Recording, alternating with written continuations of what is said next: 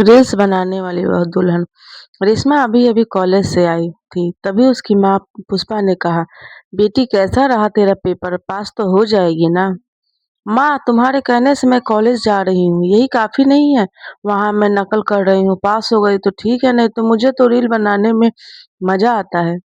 हे भगवान, फिर से रील! तेरा तो रील से पेट ही नहीं भरता। कल तेरी शादी करेंगे तो ऐसे लड़की से कौन शादी करेगा? रेशमा हर दिन माँ को समझाती, लेकिन पुष्पा पुराने ख्यालों की थी। इसलिए रेशमा बिना उनसे बात करे अपने कमरे में चली गई और मोबाइल से रील बनाने लगी। यह उसका रोज का काम था। वह मोबाइल से रील बनाती और उसे यूट्यूब और इंस्टाग्राम पर अपलोड कर देती थी। उसके काफी फॉलोअर्स भी बन गए थे। इधर पुष्पा जी को उसके विवाह की चिंता थी। एक दिन पुष्पा ने रेशमा से कहा, पुष्पा बेटी अब शादी कर ले। यह सुनकर रेशमा ने कहा, माँ मैंने लड़का ढूंढ लिया है, बस तुम्हें मिलवा देती हूँ। वह भी मुझे ऑनलाइन मिला था, जो रोज मेरी रील को लाइक शेयर करता था और धीरे धीरे हम आपस में बात करने लगे।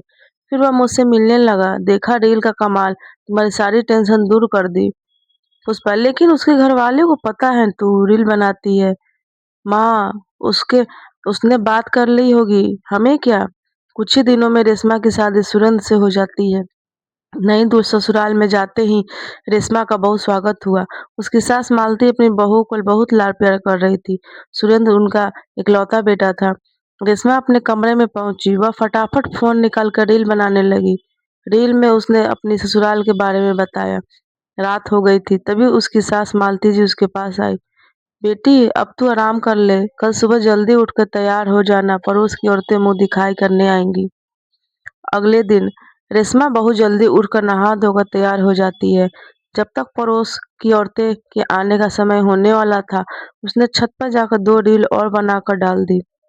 शाम के 4 बज गए, लेकिन उनके घर एक भी औरत नहीं आई।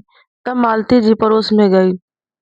अरे बिमला, तू मेरी बहू की मुंह दिखाई करने नहीं आई? मालती, तेरी बहू ने तो पहले ही मुंह दिखाई कर दी। ये देख कितनी रील बनाकर डाल दी। उसने तो तेरा पूरा घर यहीं बैठे दिखा दिया। अच्छी रील बनाने वाली बहू लाई है तू अपने सुरेंद्र के लिए। अब तो पूरा मोहल्ला तेरी बहू को रोज देखेगी। मालती जी को बहुत गुस्सा आया। वह जल्दी से घर आई। क्यों रे बहू रे, क्या पूरे मोहल्ले में अपनी नाक कटवा दी? क्या हुआ माँ, अभी तो रेशमा को 1 दिन हुआ है और आप उसे डांटने लगी। वाह बेटा, पहले दिन ही बहू का गुलाम बन गया। पहले इससे पूछ, इसने रील बनाकर डाल दी, पूरा मोहल्ला पहले ही इसे देख चुका है। अब हमारे घर मुंह दिखाई करने कोई नहीं आएगा। रेशमा कमरे में यह सब सुन रही थी। वह बाहर आई और बोली, माँ जी मुझे तो रोज 2 रील बन डालनी होती है। यह तो मैंने पहले ही इनसे कह दिया था। माँ, इसी रील से तो हमारी मुलाकात हुई थी। देख सुरेंद्र, मुझे गुस्सा मत दिला। तू मेरा इकलौता बेटा है, इसलिए मैं लव मैरिज को तैयार हो गई। इसे यहाँ रहना है तो रील बनाना बंद करना पड़ेगा। सासू माँ, आप तो रोज जो मर्जी कहें, मैं अपना करियर खराब नहीं कर सकती। अरे रेशमा, तू चुप हो जा, मैं माँ से बात करता हूँ, तू अंदर जा। रेशमा गुस्सा होकर कमरे में चली जाती है। सुरेंद्र माँ को समझाने की कोशिश करता है, लेकिन माँ जी का गुस्सा 7वें आसमान पे था। अगले दिन जब सुरेंद्र सुबह दूध लेने जा रहा था, तो 2 लड़के उसे मिले। भाभी की रील कब आएगी? हम तो इंतजार कर रहे हैं। भाई अब तो घर में नौकर लगा ले, कब तक दूध लाता रहेगा? भाभी तो लाखों रुपए कमा रही होंगी। सुरेंद्र को बहुत गुस्सा आया। वह गुस्से में घर आ गया और उसने दूध का बर्तन फेंक दिया। रेशमा आवाज सुनकर बाहर आई तो सुरेंद्र ने उसे सारी बात बता दी। आप उनकी बातों पर ध्यान मत दो। तभी मालती जी पीछे से आ गई।